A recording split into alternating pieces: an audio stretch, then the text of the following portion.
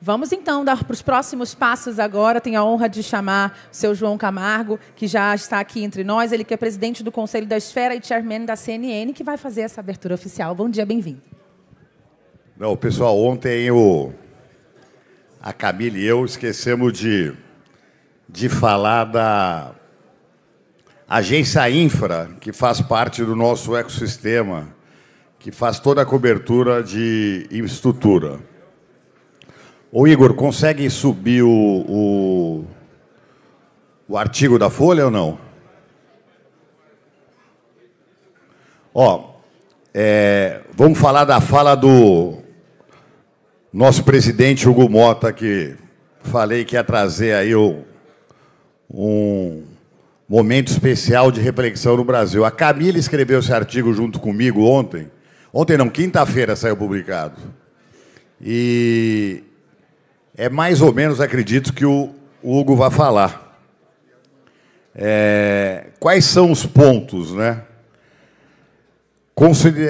Consolidar o marco fiscal. Não se controla a inflação com promessas. É preciso travar o crescimento desordenado das despesas que escapam ao orçamento.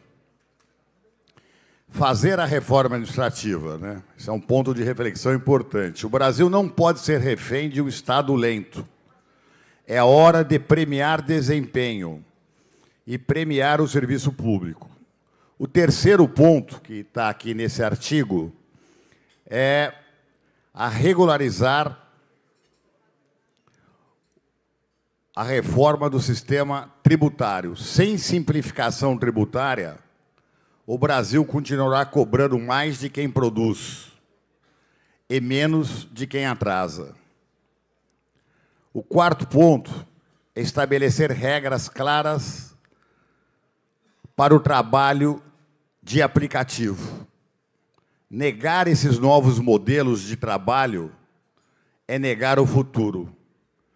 É a hora de dar segurança sem sufocar a liberdade de empreender.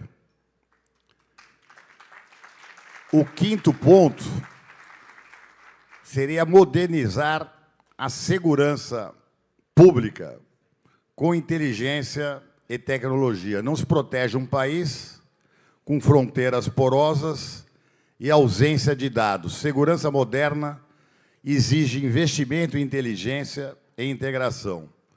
O penúltimo, rever isenções fiscais ineficientes e cortar gastos obrigatórios.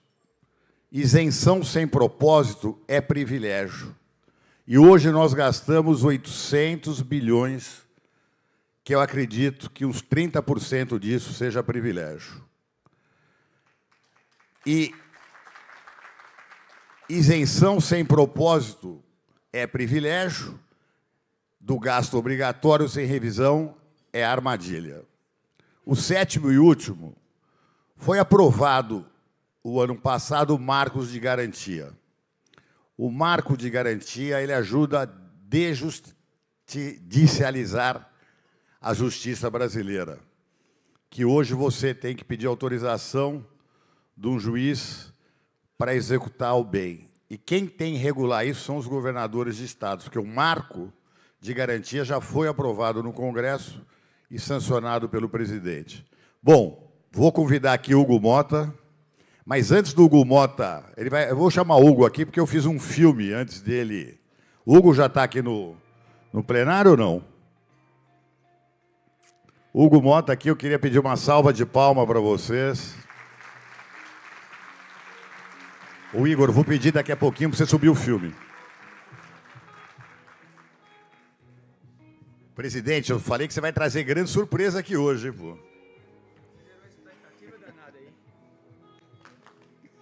Hugo, eu queria te convidar para a gente assistir um filme. E eu queria que, se vocês pudessem, porque o Hugo está disposto a ajudar o Brasil com essa energia da idade dele, 35 anos, com a vitalidade. É um grande conciliador, mas ele só vai poder ajudar, acho que, se a sociedade estiver junto com ele. Se vocês não estiverem junto com o Hugo, fica lá tomando porrada o dia inteiro da imprensa, querendo melhorar o Brasil, e tudo que você vai mexer, né, tem um gueto ou tem um corporativismo. Então, se a gente não tiver o apoio de vocês para o Hugo mudar, não vai ser mudado nada. Foi assim na reforma da Previdência. Criou-se um consenso dentro do Brasil que tinha que mudar. Eu queria passar o filme, e nesse filme vai ter um QR Code, é isso, Igor? E eu queria que vocês mirassem o QR Code e, se vocês pudessem, replicar nas redes sociais de você, porque a gente gostaria de sair desse momento envolvendo toda a sociedade para que essas mudanças que o Hugo vai falar com vocês possam acontecer. Então, eu queria que, quando começasse o filme, vocês mirassem no QR Code, se vocês pudessem colaborar com esse momento histórico do país. Pode rodar o filme. Tem coisa que não dá para adiar. As contas públicas do Brasil estão no limite. Um aumento dos impostos. O país gasta mais do que pode. E quando o Estado gasta mal, quem paga bem é a sociedade. R$1 faz a diferença.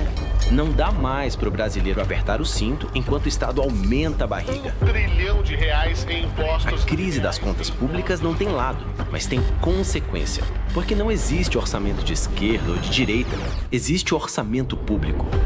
Essa conta é de quem governa, de quem legisla, de quem julga, de quem produz e de quem se importa. Chegou a hora de todos nós acertarmos esta conta. Por isso, é da nossa conta colocar as contas no lugar e o país no rumo certo. Junte-se ao nosso movimento para conscientizar o país da importância de equilibrar as contas. A verdadeira justiça começa quando as contas fecham, porque só aí o futuro se abre.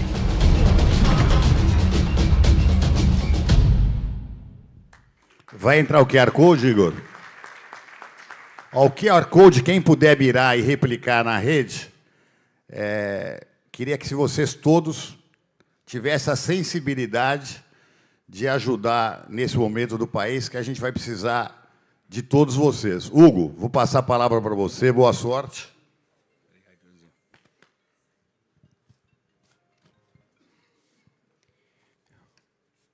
Muito bom dia a todos os presentes. Gostaria aqui, primeiramente, em nome do João, da Camila, agradecer a oportunidade de participar de um encontro tão importante, tão seleto, com participações extremamente produtivas e eficientes em prol do país. Aqui temos a oportunidade de reunir integrantes do poder público em todas as esferas, executivo, do judiciário, do legislativo, governadores, ministros. Temos também a grande chance de ouvir o setor produtivo, aqui tão bem representado por empresários de diversos setores. Temos aqui também prefeitos, meu amigo João Campos está ali, tantos outros prefeitos que também estão aqui participando. E dizer que, enquanto presidente da Câmara dos Deputados, nós temos, desde que assumimos, procurado fazer um discurso que leve em consideração a realidade atual do país e buscado sempre sair de pautas que nos dividem para encontrar as convergências que realmente importam para um país que quer crescer, que quer produzir, que quer prosperar. E penso que, nos últimos dias, nós tivemos a oportunidade de realmente entrar nessa agenda.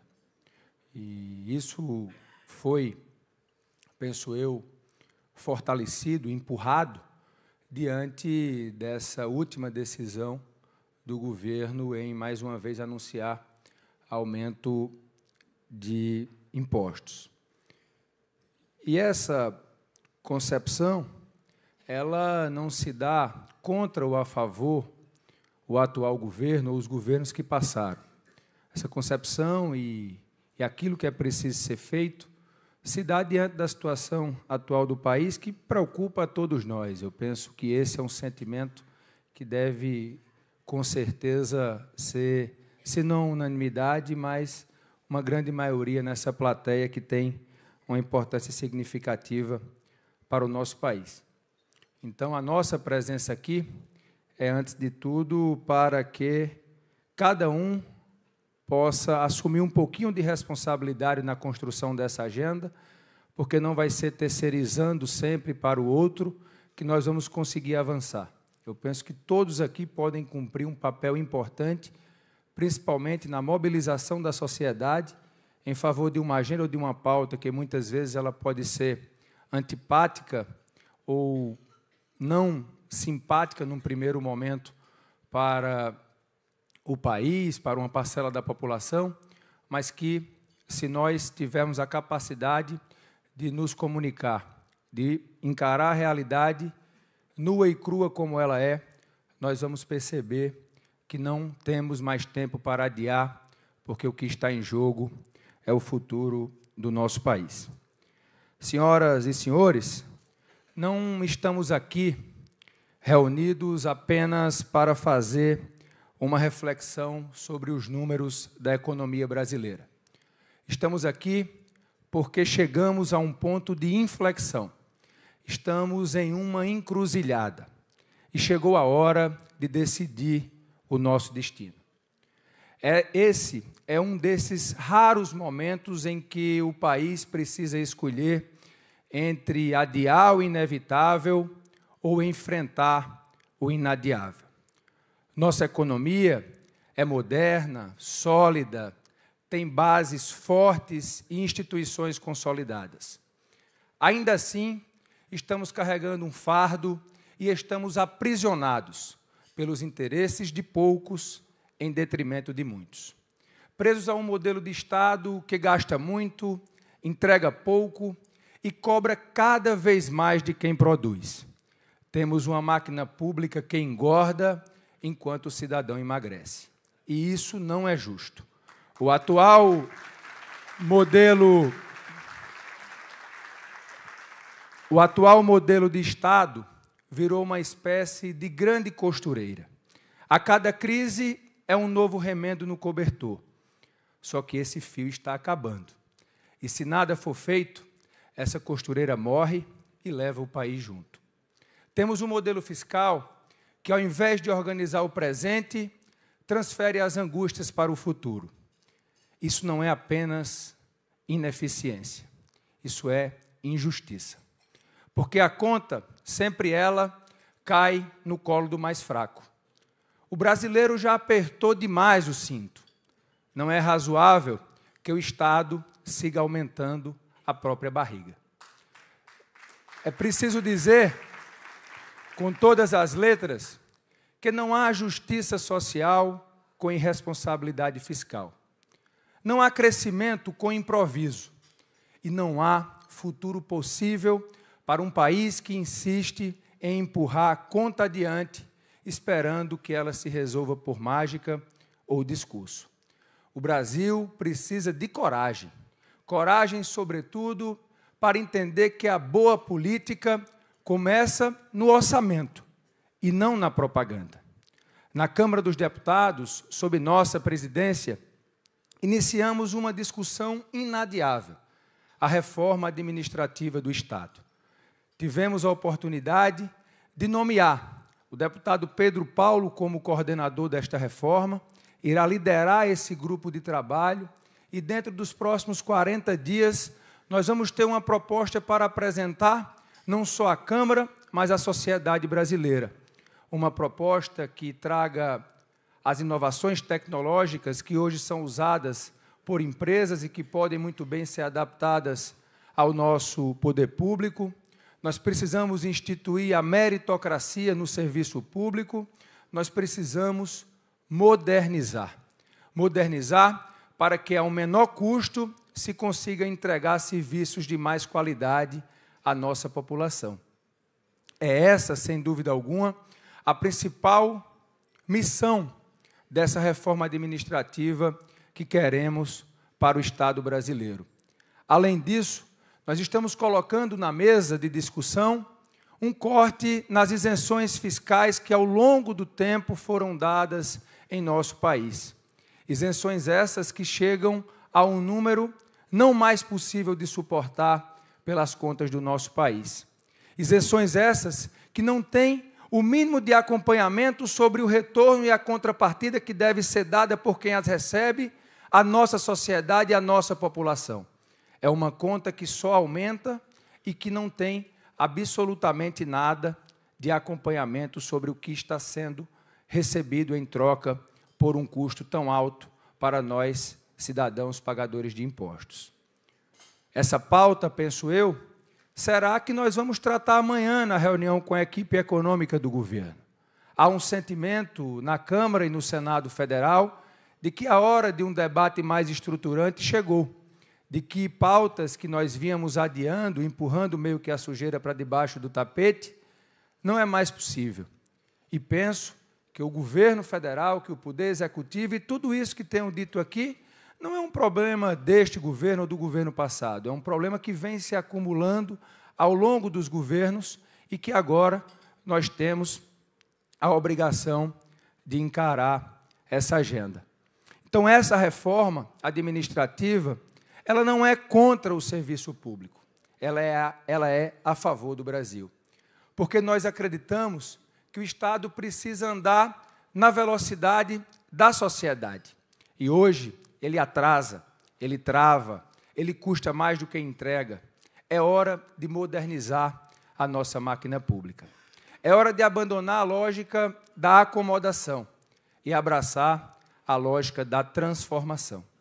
A história é feita de momentos em que as nações param e escolhem. Não entre esquerda ou direita, mas entre a ilusão e a responsabilidade. É essa escolha que está diante de nós. E todos nós aqui reunidos temos a responsabilidade de fazer esta escolha. Porque o que está em jogo não é um número na planilha, é a liberdade do país para decidir o seu rumo. Porque quem não controla suas contas perde o direito de escolher os seus sonhos. Por isso, recebo com muita alegria, meu amigo João, o movimento é da nossa conta, porque o orçamento é público e o problema também. Se queremos um Brasil competitivo, justo e sustentável, precisamos fazer agora o que foi adiado por tempo demais. E isso exige liderança, não para se impor, mas para construir, não para brigar, mas para reconciliar o país com a verdade. Senhoras e senhores, o tempo da coragem chegou. É da nossa conta organizar o presente, é da nossa conta preparar o futuro, e o futuro começa agora. Conto com o apoio de todos vocês para organizar o presente e fazer o Brasil decolar para o futuro. Muito obrigado.